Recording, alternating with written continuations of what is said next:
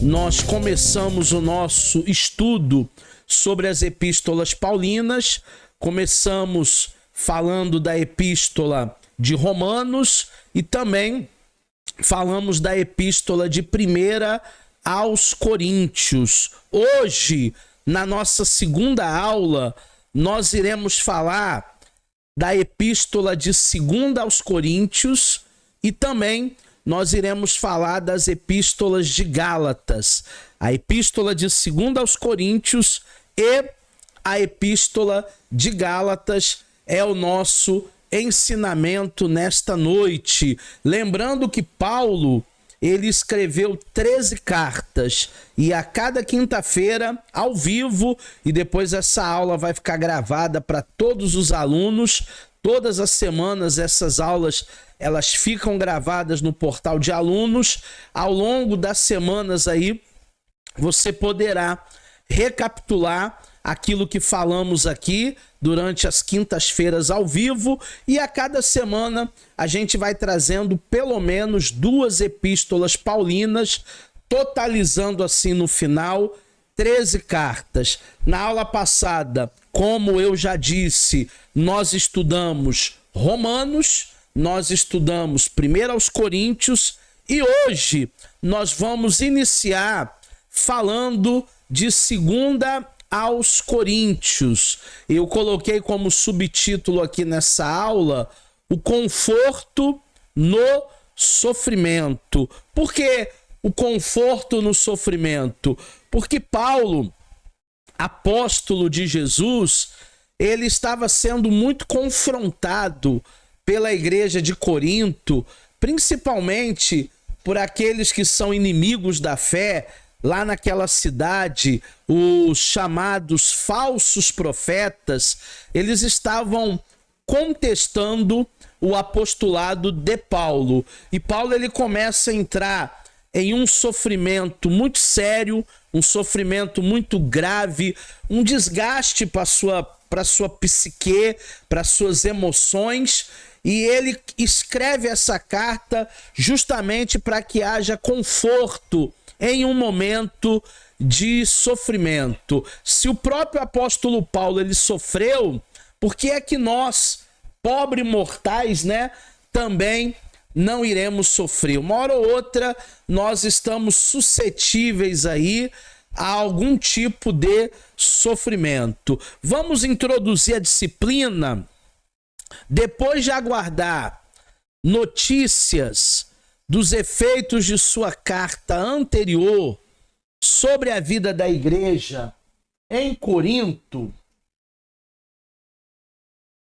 Paulo um dia recebeu a visita de Tito, que viera daquela cidade juntamente para informá-lo do impacto da carta, que fora positivo. Olha que interessante, Tito, que era um dos discípulos do apóstolo Paulo, ele vai a Corinto depois que a carta chega nas mãos da igreja e ele traz boas notícias da primeira carta. A primeira carta ela repercute muito bem. O apóstolo ouviu a Tito e ele recebeu as notícias mais positivas da primeira carta. Agora já é a segunda carta que ele está escrevendo, notícias positivas sobre a igreja. A igreja estava se desenvolvendo, a igreja estava crescendo, eram muitos os problemas pontuais que haviam ali em Corinto, principalmente com a divisão da igreja. Era uma igreja fragmentada, era uma igreja dividida, e o Paulo recebe um bom relatório do seu discípulo chamado Tito. Embora alguns líderes da igreja coríntia negassem a autenticidade do apostolado de Paulo, por isso ele escreveu outra carta, a segunda carta aos Coríntios, enviando-a pelo próprio título.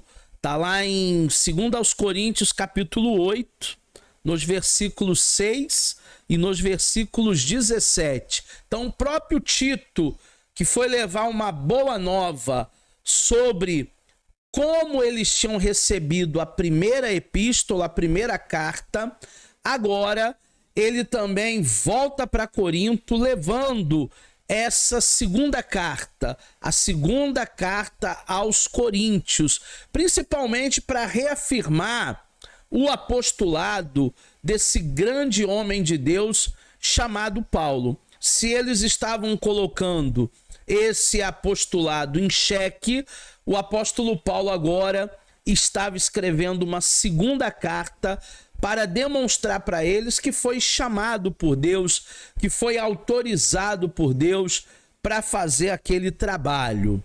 Vamos falar um pouco sobre autoria e também sobre a data da segunda epístola aos Coríntios.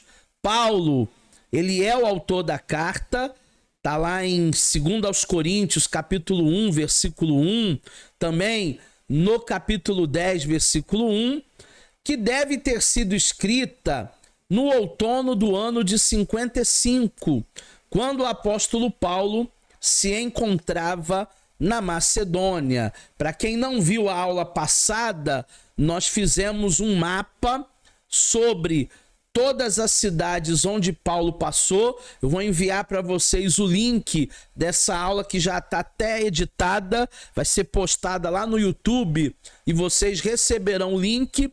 Para quem não assistiu a primeira aula, nós fizemos um mapa cronológico de todas as cidades onde Paulo havia passado.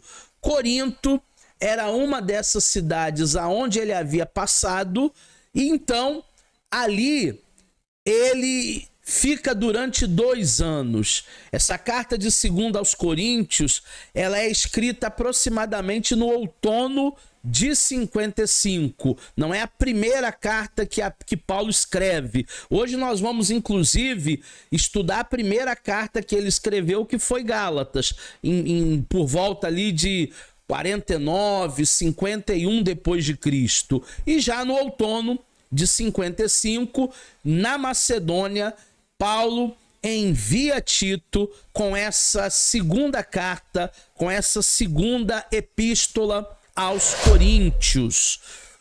Boa parte da carta ela vai girar em torno do tema sofrimento no ministério. Paulo escreveu aos crentes de Corinto com um tríplice propósito.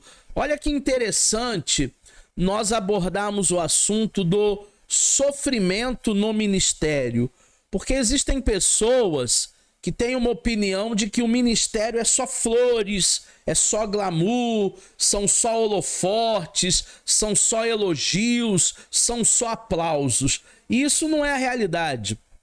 A realidade do ministério, principalmente quem tem aí um ministério sério, um ministério frutífero, também existem períodos de espinhos, também existem períodos de lutas, também existem períodos de dores. O ministério ele não é só alegria, ele também tem momentos de sofrimento. E Paulo ele vai trazer essa segunda carta com esse propósito, que nós podemos dizer que é até um tríplice propósito. Por quê? Em primeiro lugar, ele vai levantar o ânimo dos que ainda lhe eram fiéis. Lembra a semana passada que eu disse que a igreja de Corinto era uma igreja dividida? E se há divisão, há partidarismo. Se há divisão, existem pessoas que dizem: eu sou de Paulo, eu sou de Apolo, eu sou de José, eu sou de João. Então existiam pessoas que não eram fiéis ao apóstolo Paulo. E ele escreve com esse primeiro objetivo: levantar o ânimo dos que ainda não eram fiéis. O segundo propósito era desmascarar os falsos apóstolos, aquelas pessoas que insistiam em desacreditá-lo operante a igreja. Existem pessoas, que de todas as maneiras, falsos mestres, falsos apóstolos, eles tentam desacreditar o homem de Deus, desabilitar, fazer com que o homem de Deus, o profeta, caia em um descrédito. Então, Paulo escreve com esse segundo propósito de desmascarar os falsos mestres. Em terceiro lugar, reafirmar a autenticidade do seu apostolado. Terceiro propósito na carta aos Coríntios, nessa segunda epístola, é justamente reafirmar que o seu ministério, que o seu apostolado, ele era autêntico. Ele não era uma fraude, ele não era um engano. Verdadeiramente, o apóstolo Paulo, ele reafirma a autenticidade do seu apostolado, ele reafirma a autenticidade do seu ministério. Então, esse, basicamente, é o enredo e o propósito da carta aos Coríntios. Nós temos também os destinatários da epístola de 2 aos Coríntios. Além de endereçar a sua carta aos crentes de Corinto, Paulo dirige-se também a todos os santos que estão em toda a Acaia, que era uma província romana que se estendia por todo o território da Grécia ao sul da Macedônia. Então nós temos aqui não só a igreja de Corinto, os habitantes de Corinto, mas nós temos aqui também, interessante, né? Todos os santos, todos os habitantes de Acaia, essa província romana que era o território da Grécia ao sul da Macedônia, mostrando para nós que mesmo uma carta sendo escrita há quase 2000 anos atrás, ela ainda tem um propósito de falar com a igreja, de falar com os santos, né? Porque talvez alguém possa indagar, mas eu não sou da igreja de Corinto, eu sou da igreja do Rio de Janeiro, da Baixada Fluminense, do Brasil. Por que eu preciso ler a mensagem de Corinto? Porque é uma mensagem atemporal e ela vai transpor todas as divisas geográficas. É assim que a palavra de Deus ela faz. A palavra de Deus ela é atemporal e não existem divisas geográficas para aquilo que o Senhor quer falar através da sua palavra. Nós temos alguns temas essenciais nessa carta de 2 aos Coríntios. Da mesma maneira que nós vimos os temas essenciais na semana passada da primeira carta, na segunda carta nós temos alguns temas que são de suma importância. E eu quero começar falando sobre a consistência de Paulo. A consistência, em primeiro lugar, no seu plano de voltar a Corinto pela terceira vez. Paulo depois ainda volta para Corinto, mesmo pedindo para Tito enviar a segunda carta, notícias para aquela igreja, ele não deixa aquela igreja abandonada. Ele acompanha aquela igreja e ele vai mais uma vez ali para falar do amor de Deus, para reafirmar o seu apostolado e mostrar por A mais B que essa igreja não estava sozinha, essa igreja não estava solitária. A consistência também de Paulo na sua pregação. Paulo raramente se defendeu ou se justificou. Ele até disse, né? O justo não se justifica. Mas naquela ocasião de Corinto em especial, segundo aquele escárnio, a igreja forçou ele a fazer isso. Então no capítulo 2, no versículo de número 7 da carta de 2 aos Coríntios, capítulo 2, verso de número 7. Ele vai protestar contra pregadores que têm alguma vantagem financeira por causa da pregação. No capítulo 11, no versículo 8 e 10, capítulo 11, 8 e 10, ele diz que nunca foi pesado para ninguém. Ele diz que sempre pagou as suas despesas, fazendo tendas. Ele nunca vai usar a pregação para um benefício próprio, para um ganho financeiro. Diferente de hoje, né? Que alguns pastores, alguns líderes fazem da igreja até um cabide de emprego. Paulo não. Paulo, ele tinha essa consistência.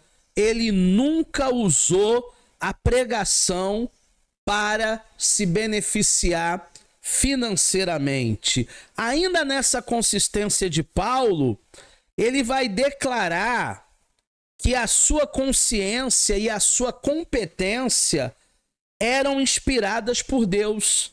Está lá no capítulo 3, dos versículos 1 a 6. Depois você lê, né?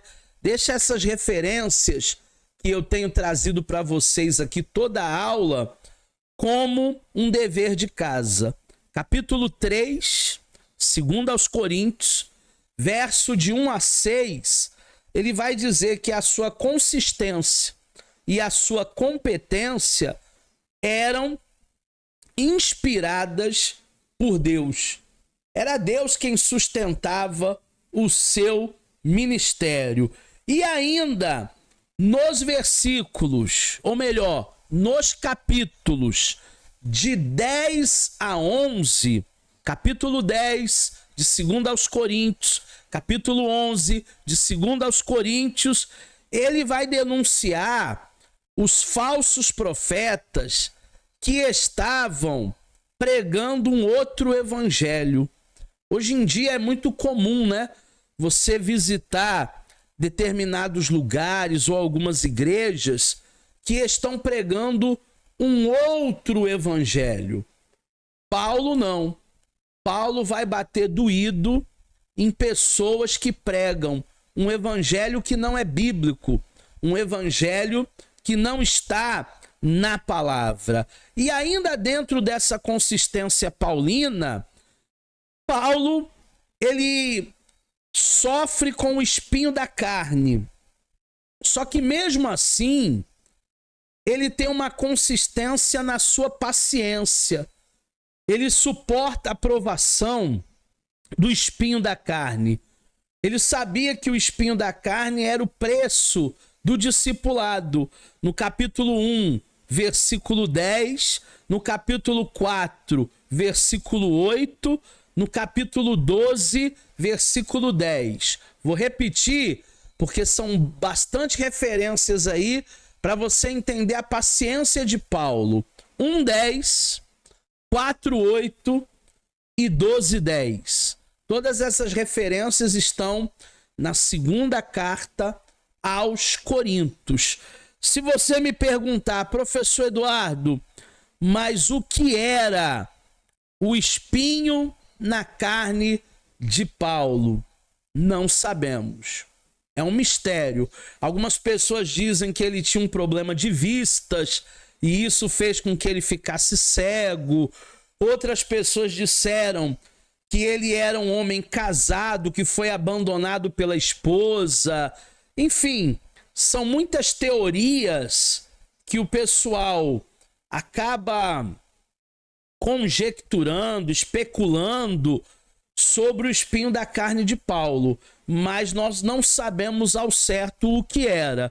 O que nós sabemos é que Deus usava desse espinho da carne para mostrar para Paulo que ele não era autossuficiente e que ele dependia sim única e exclusivamente de Deus, como todos nós dependemos de Deus. O que seremos, o que somos nós sem a presença de Deus? Para onde vamos sem a presença de Deus. Nós somos dependentes. Então o espinho da carne fazia com que Paulo ele não se orgulhasse. Existem alguns temas relevantes em 2 aos Coríntios para os dias atuais. Essa fotografia que você está vendo aí, tem até uma lancha, né, nesse canal. Ela é uma foto real de Corinto nos dias de hoje. Olha que bacana. Uma foto real da cidade de Corinto. Existem alguns temas essenciais para nós que somos igreja do século 21, igreja de 2024. Primeiro tema que a gente pode elencar é a caridade das igrejas. A doação que eles fizeram lá em Corinto, com frequência, ajudando os irmãos da Macedônia. Paulo, ele sempre levantou a questão de ofertas alçadas, de doarmos conforme cada um propõe no seu coração. E ele vai elogiar a igreja em Corinto pela sua disposição, pelo seu exemplo excelente de uma doação sacrificial para missões, aliviando o sofrimento do próximo. Paulo ele vai elogiar essa igreja porque eles foram provados na generosidade. Já dizia alguém que a parte do corpo que mais dói é o bolso. Talvez o bolso de muita gente dói quando tem que fazer uma doação, quando tem que ajudar alguém. Mas é um princípio de semeadura, né? Nós plantamos para colher. Então a caridade da igreja, as doações da igreja demonstram um amor genuíno. Se você ler o capítulo 9 e se você ler o capítulo 10 de 2 aos Coríntios, Paulo ele vai trabalhar essa questão da caridade, essa questão da generosidade, essa questão da gente entender, né, que não existe nada nosso aqui na terra, nós somos apenas mordomos. Existem pessoas milionárias, bilionárias, como já dizia Silvio Santos, do mundo não se leva nada. É a pura realidade. Não adianta a gente querer guardar muito dinheiro, fortunas e fortunas, acumular, porque um dia nós estaremos com o Senhor e lá toda essa fortuna que temos não vai valer absolutamente nada. O segundo tema para os dias de hoje, que também é importante a gente frisar aqui, é o ministério da reconciliação. Se você ler capítulo 5 e também o iniciozinho do capítulo 6, você vai entender o que Paulo ensina sobre o ministério da reconciliação. E esse princípio, turma, ele vai se aplicar hoje para crentes e para descrentes, para pessoas que são fiéis a Deus e para pessoas também que são infiéis a Deus. A resposta que nós precisamos ter para toda desunião que há no mundo, para toda ganância que há no mundo, é justamente a igreja buscar uma reconciliação. Por que que existem brigas, facções, dissensões, desunião? Porque não se prega sobre a reconciliação. Não se fala sobre começar de novo. Não se prega, não se vive sobre zerar o passado. E Deus, ele é o nosso grande reconciliador, né? A partir de Jesus, lá na cruz, o Senhor, ele zerou a nossa conta. O castigo que nos traz a paz estava sobre ele. Pelas suas machucaduras nós fomos sarados, fomos libertos, fomos curados. Então nós precisamos entender que cada cristão, como diz o capítulo 5, versículo 20, 5:20, 2 aos Coríntios, cada cristão é um embaixador de Cristo, um embaixador valioso desse ministério da reconciliação, nessa tarefa especial que nós temos de trazer a paz onde havia dissensão. Se possível, nós devemos seguir a paz com todos e a santificação, sem a qual ninguém verá o Senhor. Então, a segunda carta aos Coríntios tem esses temas tão importantes que é necessário a gente teologar neste dia. Alguma dúvida, Jaqueline, Jean, Ana Cristina? Alguma participação aí sobre aquilo que estamos falando? Não? Tudo certo? Dúvidas? Só no dia da prova, com a prova na mão, né? Aí no dia da prova surgem várias dúvidas. Mas já que vocês não têm nenhuma dúvida, vamos então para a nossa segunda carta da noite, que é a Epístola aos Gálatas. E eu coloquei aqui como subtítulo para vocês: o Evangelho da Liberdade. Por que eu gosto de falar desses subtítulos? Porque nos dão uma amplitude maior. O Evangelho da Liberdade foi para a liberdade que Cristo nos libertou. Nós somos livres, livres da condenação, livres da morte, livres do pecado, livres até de uma religiosidade. Vamos introduzir essa carta. A carta aos Gálatas guarda semelhança com a carta de Romanos, por discorrer sobre a relação entre a lei de Moisés e o Evangelho de Jesus, a graça. Essa pequena missiva contém uma vigorosa defesa da liberdade cristã em oposição aos ensinos dos judaizantes. Então, o que os judaizantes eles queriam? Eles queriam que os gentios tornassem a fazer todos aqueles rituais que o judeu estava habituado a fazer. Guardar o sabate, fazer a circuncisão, que é semelhante a uma cirurgia de fimose.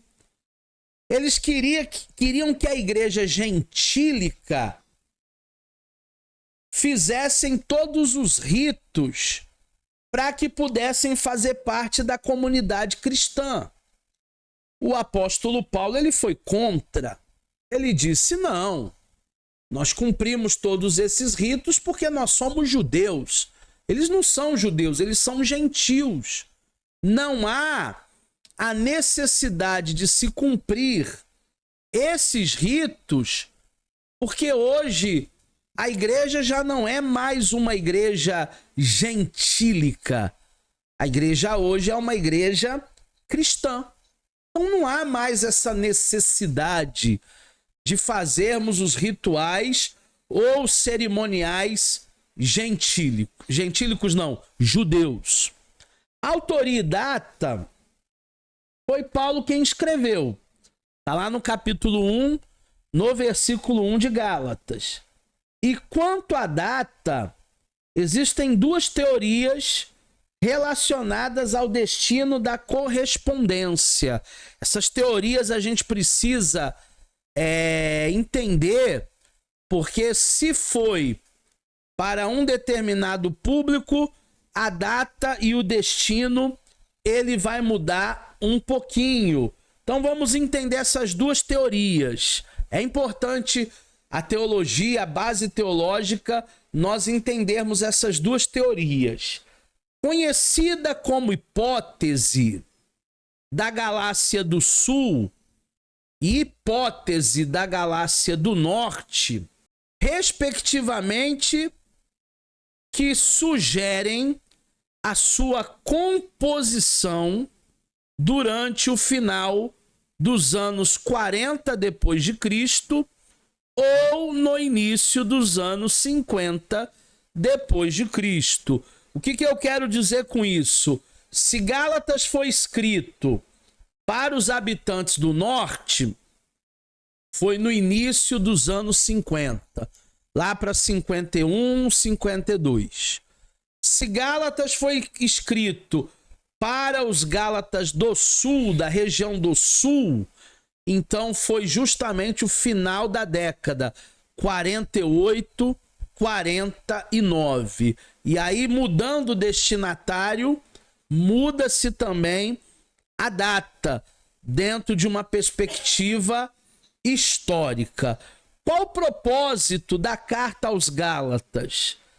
Gálatas é denominada a carta magna da liberdade cristã. William Symons afirma que Paulo escreveu para os Gálatas porque os desordeiros e os agitadores se infiltraram em suas igrejas. Está lá no capítulo 1, verso 7, capítulo 5, verso 10 ao verso 12. Sempre os agitadores, sempre os inimigos da fé, eles irão se infiltrar na nossa igreja.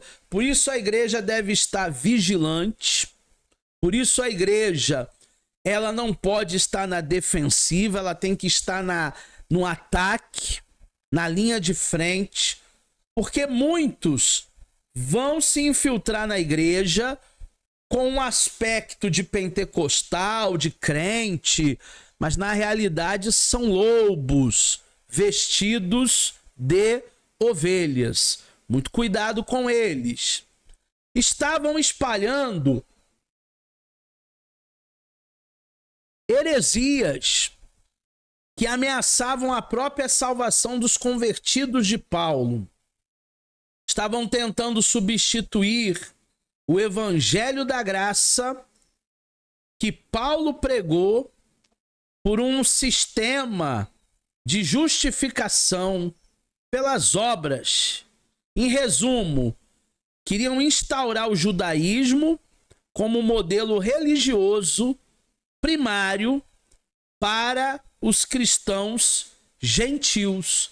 Então, muitas vezes, o legalismo faz isso. As pessoas querem introjetar goela abaixo o que elas acreditam sobre fé, o que elas acreditam sobre Deus, o que elas acreditam sobre religião, o modelo religioso que ela acha que é satisfatório. Isso é um grande erro, turma. Isso é um grande problema para nós, porque nós não temos que seguir um modelo religioso. Nós temos que seguir o que estão nas escrituras. O que a palavra diz? A palavra não diz nada sobre isso. Então, se a palavra não diz nada sobre isso, como é que eu vou colocar como regra? Como é que eu vou colocar como algo que vai definir a salvação? Não tem como. Não tem como nós colocarmos algo para definir a salvação se somente se aquilo não tem base nenhuma bíblica, não tem base nenhuma eclesiástica. Então é a religião pela religião. Vamos ver agora destinatário. Destinatário. Não há certeza se essa carta foi enviada à Galácia do Norte ou à Galácia do Sul. E isso é fundamental para se tentar estabelecer a data da epístola. Se os destinatários forem os irmãos do norte, não pode ter sido escrita antes do ano 51, 52, pois Paulo só teria conhecido a região depois da sua segunda viagem missionária. Então, por que as datas vão mudar? Porque a região vai ser desbravada em um outro momento. A região vai ser desbravada a posteriori. Não tem como ser 48, 49. Se essa carta foi de fato escrita para os irmãos da Galácia do Norte. Agora, se forem os da Galácia do Sul, cujas igrejas foram estabelecidas durante a primeira viagem missionária de Paulo, aí pode ser que ela tenha sido escrita em 48, 49. Então, até aquele gráfico que eu fiz semana passada, eu falei para vocês que Paulo, ele não escreveu nenhuma carta na primeira viagem missionária, porque aquele gráfico leva em conta as pessoas da Galácia do Norte, 51, 52. Mas, se essa tese, essa hipótese da Galácia do Sul tivesse uma confirmação, nós não temos, é apenas uma hipótese.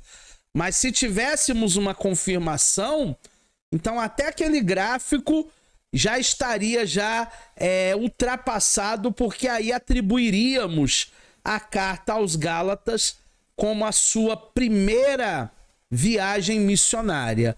Ah, mas professor, o que vai mudar se ele escreveu 3 anos antes, 3 anos depois? Não vai mudar nada.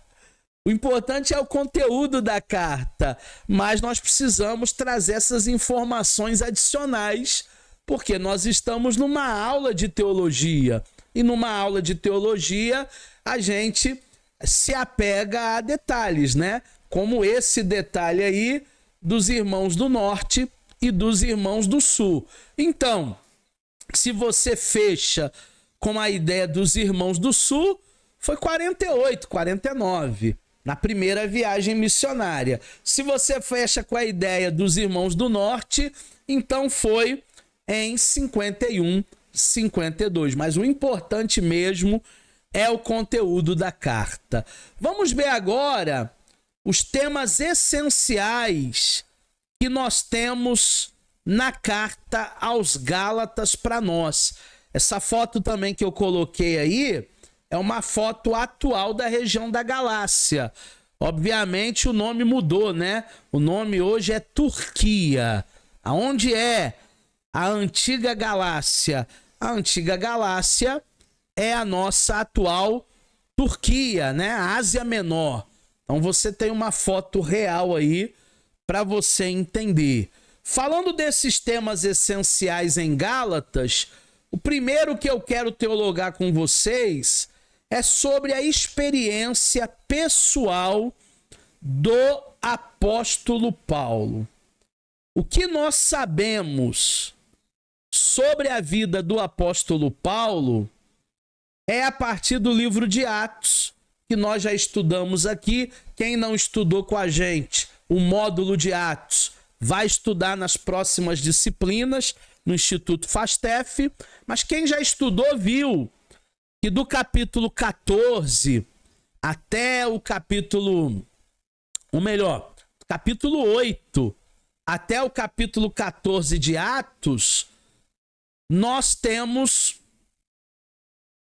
um panorama da vida de Paulo. Agora, outros detalhes, o livro de Atos não vai explicar para a gente. E aonde é que nós vamos entender essa vida de Paulo? Na carta aos Gálatas. Porque Gálatas vai completar aquilo que o capítulo 8 ao 14 de Atos não diz. Por exemplo, a visita de Paulo à Arábia e depois a Damasco. Está lá no capítulo 1 de Gálatas. A visita de Paulo a Jerusalém e depois a imposição para que a igreja gentílica pudesse participar da igreja sem a regulamentação judaica, que depois vai se configurar lá no Concílio de Jerusalém. Está em Gálatas, capítulo 1, 18, capítulo 2, 1. A temporada que Paulo passa na Síria também está em Gálatas 1, 21. E o interessante aqui é que a carta aos Gálatas se refere à cidade dele, a cidade de Tarso. Lembra que era Paulo de Tarso, cidadão romano? Provavelmente foi em Tarso que Barnabé encontrou Paulo pela primeira vez e ali o chamou para o ministério. Muito provavelmente essa experiência de Paulo começa lá em Tarso, com Barnabé que o traz para o ministério.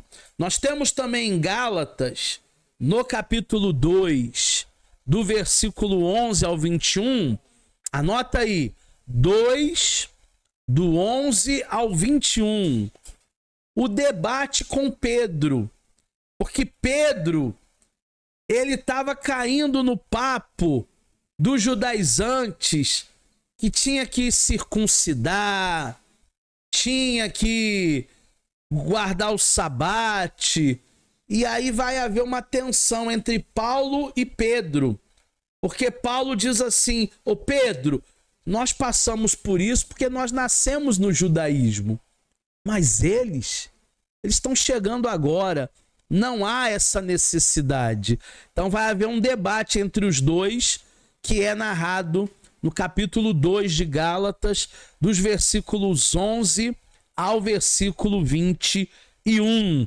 Toda essa experiência paulina, ela se amplia na carta de Gálatas e traz informações complementares que Atos dos Apóstolos não tinha revelado para a gente.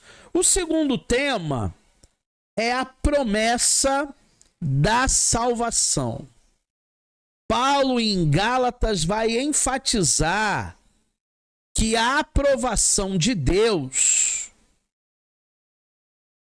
e a nossa salvação eterna são mediante somente aceitarmos a Cristo como Senhor e Salvador, dependermos de Cristo única e exclusivamente.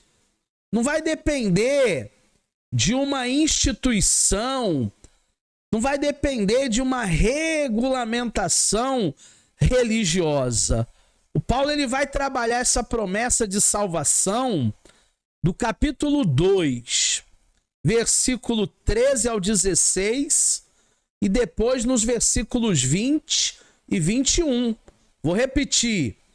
2, do 13 ao 16, 20 e 21 são os versículos também do mesmo capítulo. A promessa da salvação, ela é para todos. Não é só para judeu, é para judeu, é para grego, é para gentil, é para quem aceitar o Senhor como único e suficiente Salvador.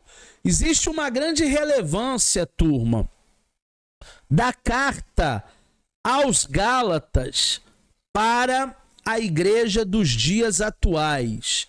Parece que Gálatas foi escrita ontem à noite, né? Tem tanta coisa em Gálatas sobre liberdade cristã, tem tanta informação em Gálatas sobre não sermos religiosos, e que parece que essa carta foi escrita no dia de ontem. O primeiro tema aqui relevante para a igreja de 2014, do século 21, é o propósito da lei. Propósito da lei. O que é o propósito da lei? Evitar o legalismo.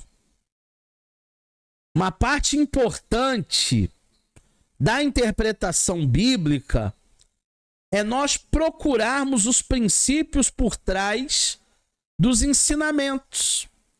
Lá em Gálatas, o legalismo era elencado como algo mais importante do que o amor ao próximo. Os cristãos, os judeus, se preocupavam muito mais com a lei do que com o amor. Os rituais, as práticas. E essas práticas, elas vão variar de cultura para cultura. Por exemplo, existem culturas que não consumir bebida alcoólica é quase um artigo de fé. Em determinadas culturas, a bebida alcoólica está ligada diretamente à salvação. Quem consome bebida alcoólica não vai ser salvo. Isso é uma cultura. Já existem outras culturas que eles vão dizer assim, não, a Bíblia diz que não pode beber, não pode é se embriagar. O pecado não é beber, o pecado é se embriagar. Então já é uma outra exegese, já é uma outra hermenêutica, já é uma outra cultura.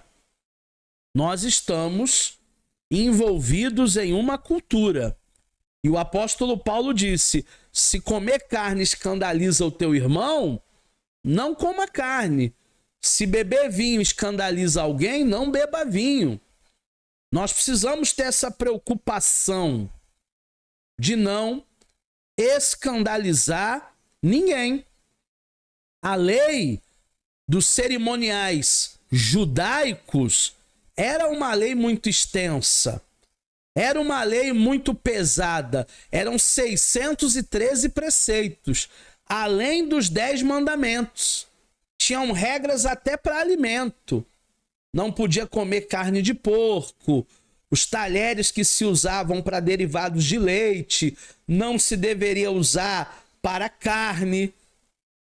É uma panela para carne, outra panela para derivado de leite. Então eles tinham toda uma obrigatoriedade diante da lei judaica.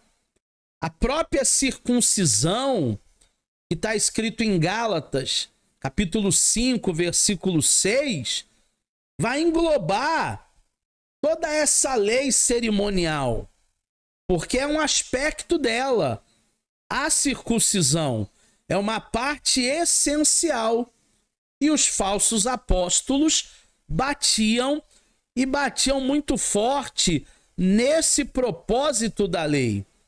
Agora, a lei era tão severa, mas tão severa, que no Antigo Testamento ninguém conseguia cumprir a lei por completo.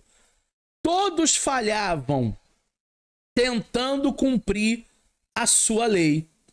Então as pessoas no Antigo Testamento foram mal guiadas? Não, elas foram bem guiadas, mas a lei forneceu, na realidade, uma estrutura para que eles entendessem a Deus e para que eles se relacionassem com Deus, porque a fé deles ainda engatinhava, eles ainda não eram maduros na fé. Então era uma maneira de proteger cada um deles da revelação total.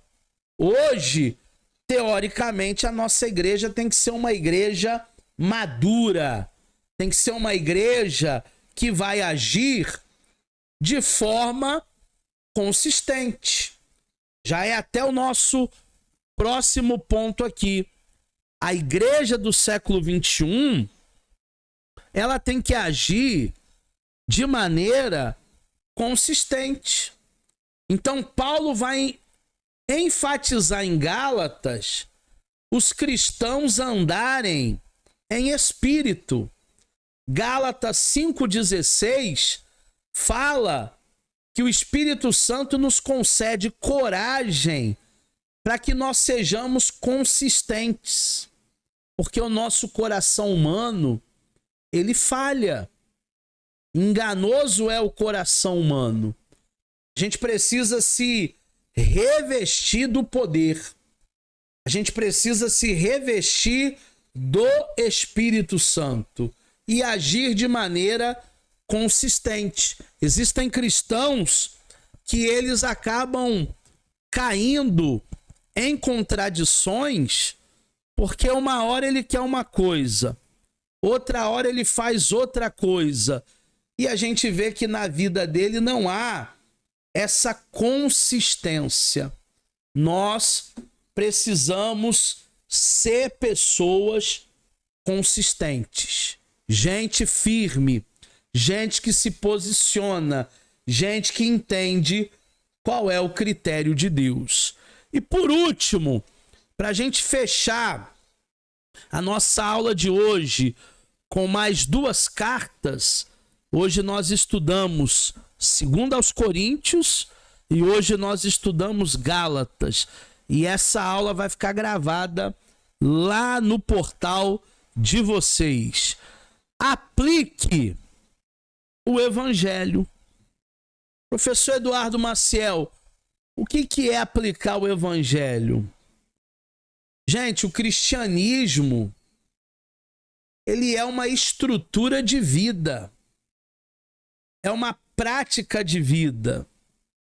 De nada adianta as teorias se nós não praticarmos aquilo que a Bíblia nos diz. O que adianta uma pessoa ir para a igreja a vida toda e não cumprir o que a palavra diz? Não adianta absolutamente nada, nada, nada, nada. Nós precisamos cumprir a palavra. Nós precisamos cumprir a promessa.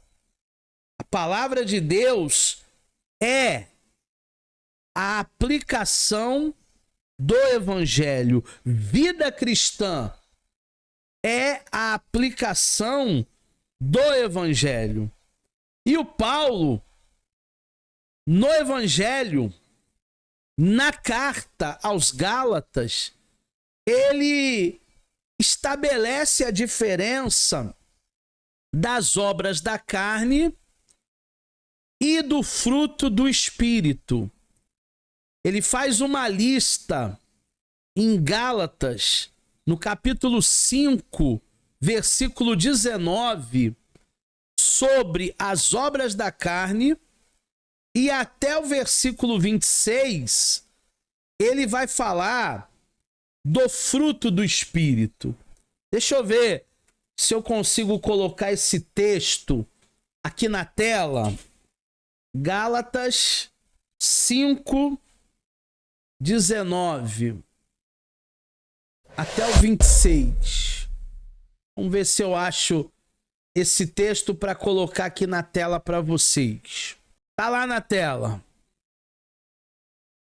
Porque as obras da carne são manifestas, as quais são adultério,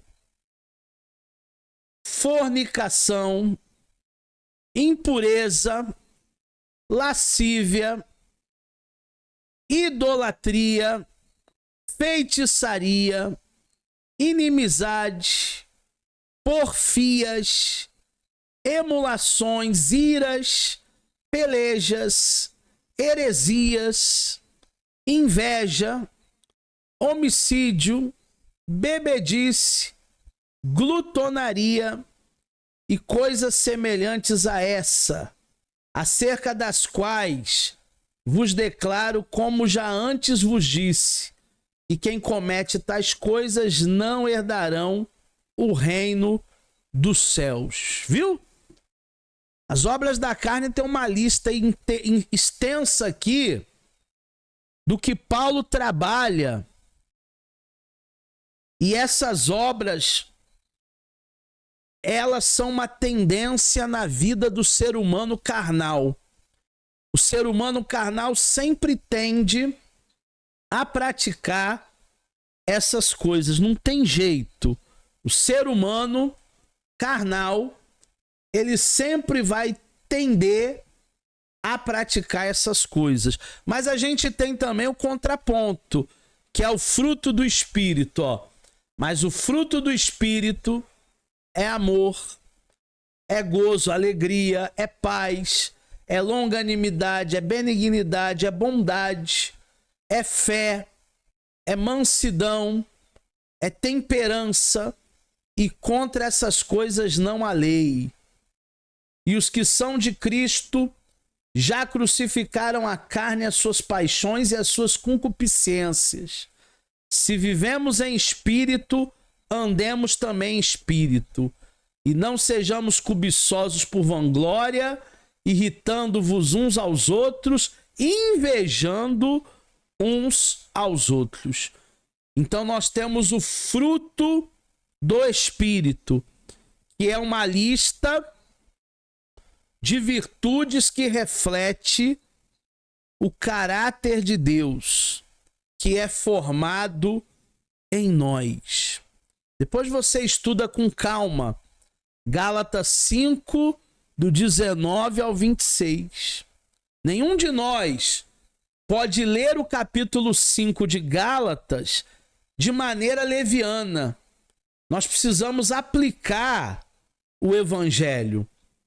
O Evangelho ele tem que ser uma prática de vida. O mundo à nossa volta espera que demonstramos o fruto do Espírito de Deus. Então eu e você precisamos ter essa preocupação em aplicar o Evangelho e sermos testemunhas em Jerusalém, na Judéia, em Samaria e até os confins da terra. Nós finalizamos hoje essa aula